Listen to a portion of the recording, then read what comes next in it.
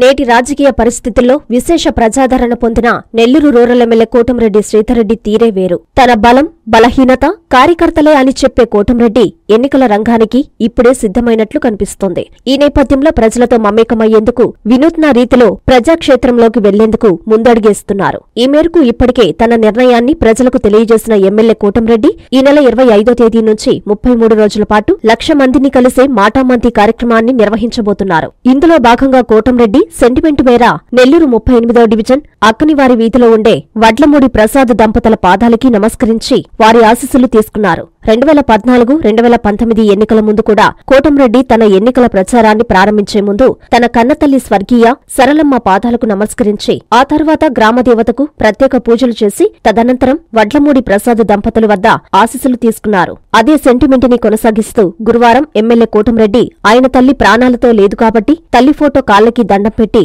అనంతరం వడ్లమూడి ప్రసాద్ ఇంటికి వెళ్లి ఆ దంపతుల పాదాలకి నమస్కరించి వారి వద్ద ఆశీస్సులు తీసుకున్నారు. ఈ సందర్భంగా వడ్లమూడి కుటుంబం కోటంరెడ్డి శ్రీధర్రెడ్డిని శాలువాతో సత్కరించింది. దీంతో రూరల్లో ఎన్నికల రణరంగం ప్రారంభమైందని పలువురు చర్చించుకుంటున్నారు.